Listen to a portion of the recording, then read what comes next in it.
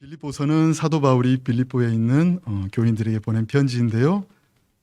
아시는 것처럼 빌립보 교회는 사도 바울이 2차 전도 여행 때 유럽 최초로 세운 교회입니다. 당시 바울은 복음을 전하고 또 귀신 들린 소녀를 치유해 주기도 했는데요. 그것이 분란의 계기가 되어서 큰 소동이 일어났고 결국 바울은 빌립보를 떠나야 했습니다. 빌립보 교회는 바울을 재정적으로 후원해 줬던 아주 따뜻한 교회였고, 나중에 바울은 제3차 전도 여행을 할 때 빌립보를 다시 방문하기도 했습니다. 빌립보서를 기록할 당시 바울은 감옥에 갇혀 있었는데요. 편지 내용으로 보아 아마 빌립보 교회에 무슨 문제가 있었던 것 같습니다.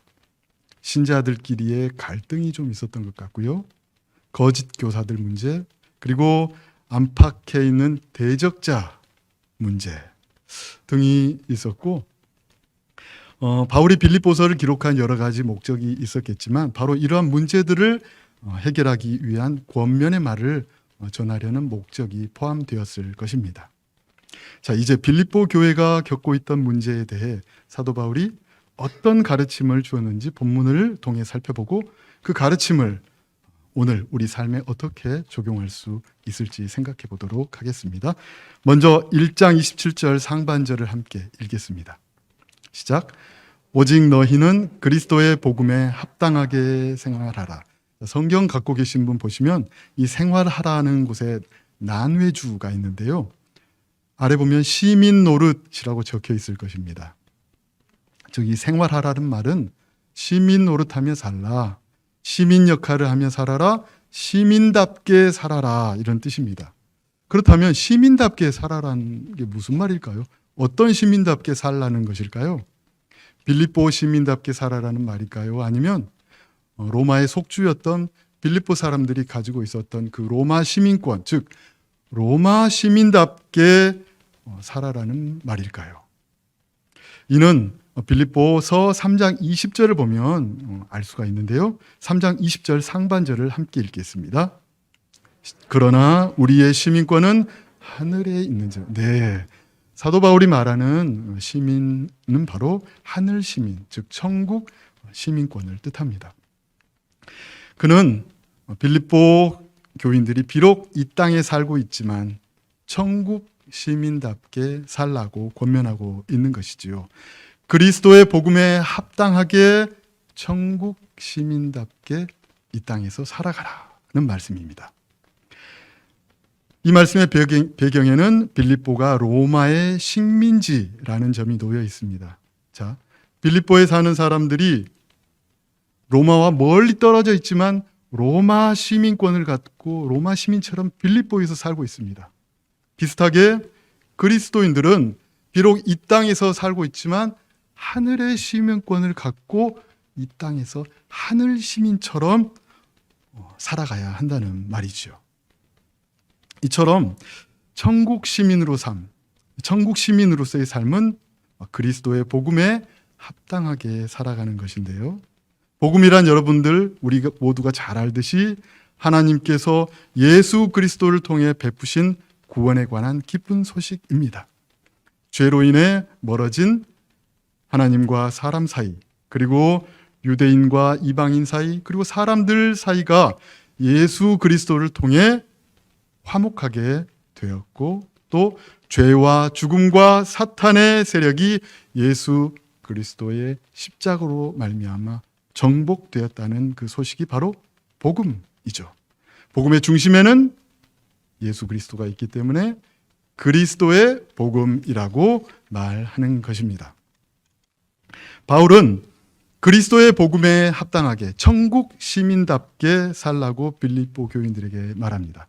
그렇다면 그것은 구체적으로 어떻게 실천되어야 할까요? 27절 하반절부터 28절까지를 함께 읽겠습니다. 시작. 이는 내가 너희에게 가보나 떠나 있으나 너희가 한 마음으로 서서 한 뜻으로 복음의 신앙을 위하여 협력하는 것과 무슨 일에든지 대적하는 자들 때문에 두려워하지 아니하는 이 일을 듣고자 함이라. 이것이 그들에게는 멸망의 증거요 너희에게는 구원의 증거니 이는 하나님께로부터 난 것이라. 바울은 먼저 한 마음으로 굳게 서고 또 한 뜻으로 복음의 신앙을 위하여 협력하라고 합니다. 이 말씀은 마치 군인들이 각자 위치에 확고하게 서서 서로 협력하는 것을 떠올리게 합니다. 2000년에 개봉한 글래디에이터라는 영화가 있습니다. 장군이었다가 노예가 된 막시무스라는 주인공이 원형 경기장에서 이제 아주 강력한 전차부대와 싸우는 장면이 나오는데요. 거의 승산이 없는 싸움이었지만 막시무스와 함께 싸우는 그 노예 검투사들이 막시무스의 지휘를 따라서 자기 위치를 지키며 협력해서 결국 승리를 거두게 됩니다. 이처럼 예수 그리스도의 교회는 예수님을 대장으로 삼아서 한 마음으로 굳게 서고 한 뜻으로 협력하면서 영적 전투를 벌여야 합니다. 그런데 빌립보 교회는 성도 간의 다툼과 분열이 있었던 것 같습니다. 빌립보서 4장을 보면 유오디아와 순두계라는 여인의 이름이 나오는데요. 바울은 이들에게 주 안에서 같은 마음을 품으라고 말씀합니다. 아마도 유오디아, 순두계 이 두 여인은 빌립보 교회의 아주 유력한 사람이었던 것 같은데요. 어떤 이유에선지 두 사람의 사이가 틀어졌고 교회가 분열의 위기에 처했던 것 같습니다. 여러분, 사탄의 주된 전략이 뭘까요? 네, 교회를 분열시키는 겁니다. 교회가 분열되면 영적 전투를 제대로 수행할 수 없기 때문입니다. 전투 상황에서 전우들끼리 싸우면 그 전투가 어떻게 되겠습니까? 예수님께서는 마태복음 12장 25절 하반절을 보면 스스로 분쟁하는 나라마다 황폐하여질 것이요 스스로 분쟁하는 동네나 집마다 서지 못하리라고 말씀하셨습니다. 교회도 마찬가지입니다. 한 마음으로 굳게 서고 한 뜻을 갖고 협력하는 것이 매우 중요합니다. 그리스도의 복음은 화평의 소식, 화해의 소식, 화목케 하는 소식입니다. 아까 말씀드린 것처럼 복음은 사람과 하나님 사이를 화목하게 하고 사람끼리를 화목하게 하는 능력이 있습니다. 따라서 교회 안의 형제 자매들과 화목하며 하나가 되어 협력하는 것은 그리스도의 복음에 합당하게 천국 시민답게 살아가는 것입니다. 이렇게 그리스도인들은 복음의 능력으로 화목과 일치를 이루면서 복음의 신앙을 위해 협력해야 합니다. 마치 검투사들이 힘을 합쳐서 공동의 적을 상대로 싸우는 것처럼 뜻을 모아 복음의 진리를 위해 싸워야 한다는 것이지요. 이는 거짓 교사들의 공격을 막을 뿐만 아니라 복음을 전파하는 데도 힘을 기울이는 것을 뜻합니다. 수비만 해서는 안 됩니다. 공격도 중요합니다. 거짓된 가르침으로부터 교회를 지키는 것도 중요하지만 세상에 복음을 전파하는 것도 중요합니다. 이를 위해서 반드시 필요한 것은 교회가 한 뜻으로 협력하는 것입니다. 사도 바울은 심지어 자신을 질투하면서 감옥에 갇힌 자신을 괴롭히려고 복음 전파를 더 열심히 했던 사람들이 있는 것마저도 기뻐했습니다. 바울의 목적은 자신이 높아지거나 자신이 이름이 알려지는 게 아니라 그저 복음이 전파되는 것에만 관심이 있었기 때문입니다. 우리도 사도 바울처럼 좀 넉넉한 마음을 가지면 좋겠습니다.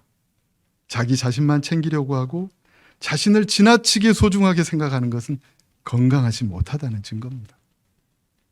더구나 자신을 십자가에 못 박은 그리스도인이라고 고백하는 사람이라면 자신이 받는 평가에 대해서는 조금 초연하고 본질적인 것이 아니면 좀 차이가 있어도 관용을 베풀고 너그럽게 대하고 복음 전파라는 공동 목표를 향해서는 서로 협력해야 할 것입니다.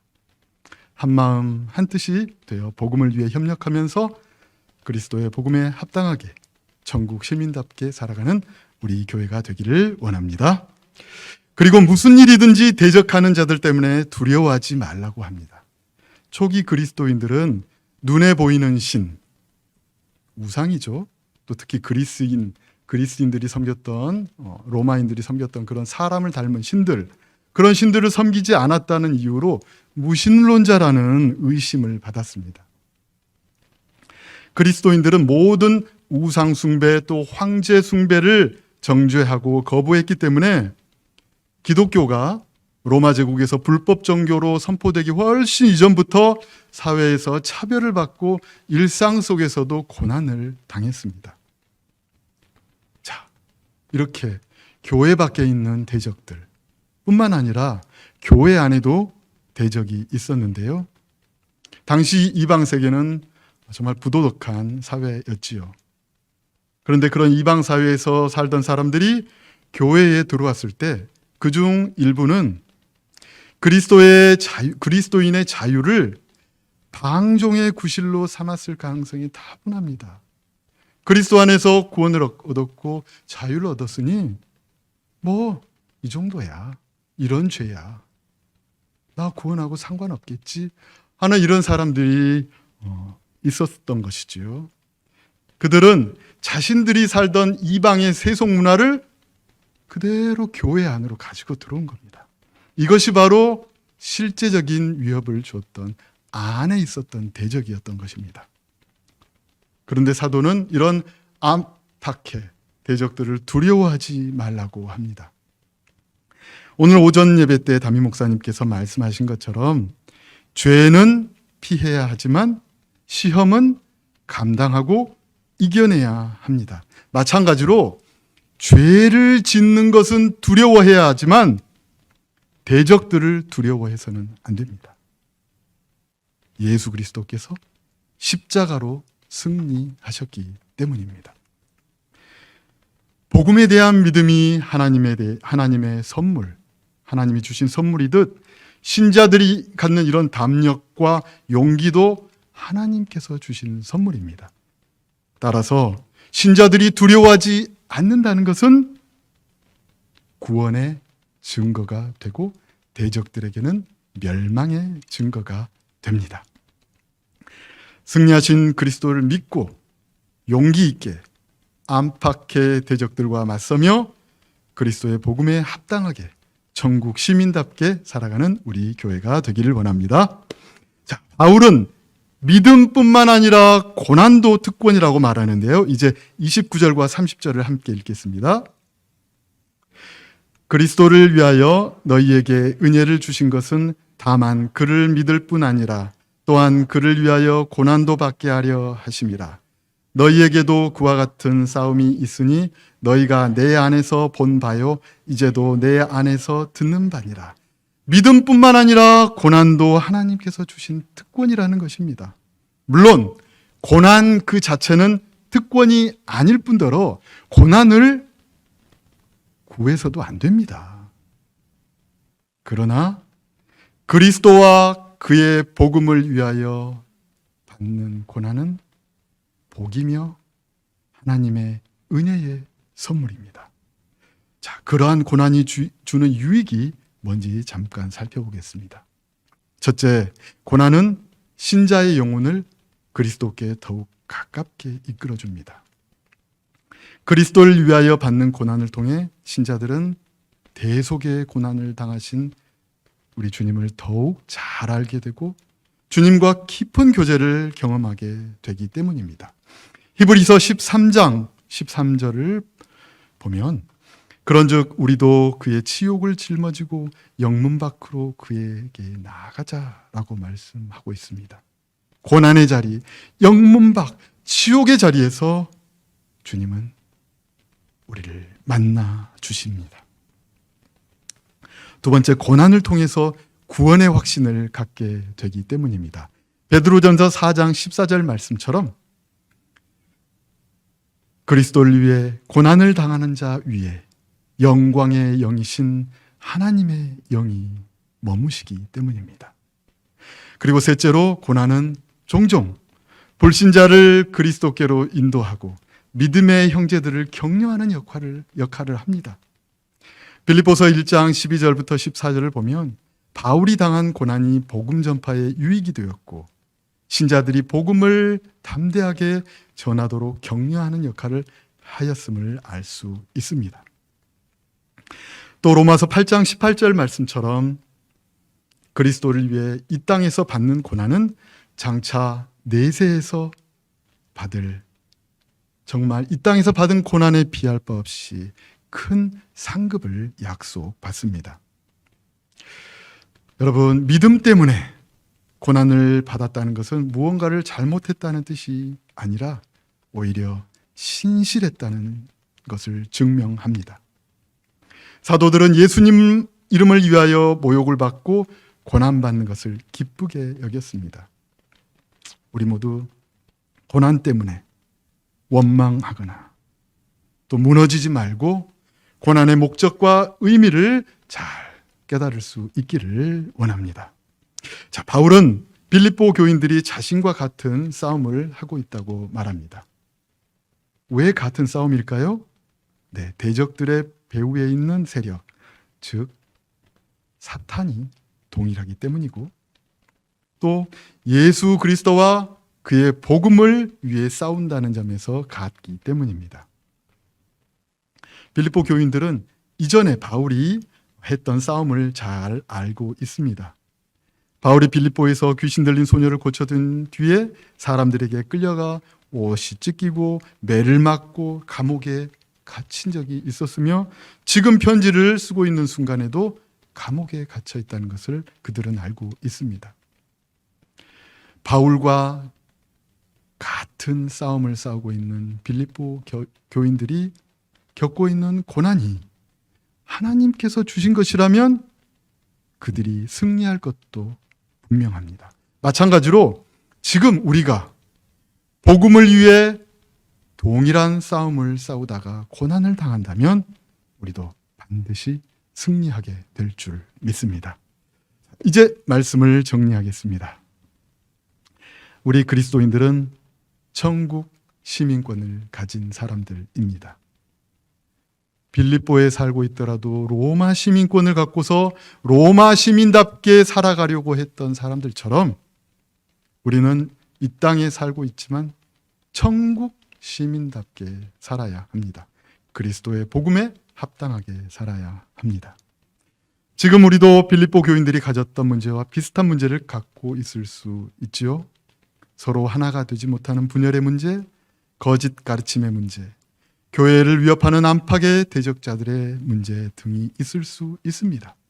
이런 상황에서 우리는 사도의 가르침을 기억하며 그리스도의 복음에 합당하게 생활하기 위해 힘써야 합니다.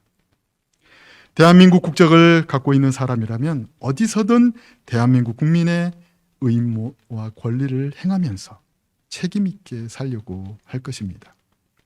마찬가지로 그리스도인은 비록 이 땅에 살고 있을지라도 천국 시민으로서의 정체성을 갖고 그에 걸맞은 역할을 감당하며 살기 위해 힘써야 할 것입니다.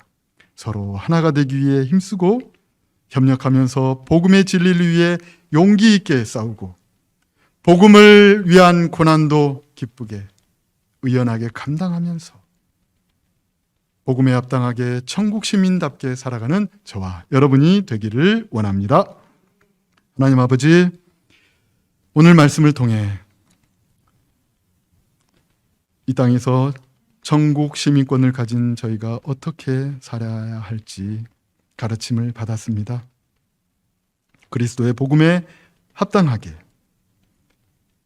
한 마음으로 굳게 서며 한 뜻으로 복음의 신앙을 위하여 협력하고 고난 중에라도 낙심치 않고 하나님이 주신 승리의 약속을 믿으며 굳건히 살아나갈 수 있기를 원하오니 주여 힘주시고 인도하시고 도와주시옵소서.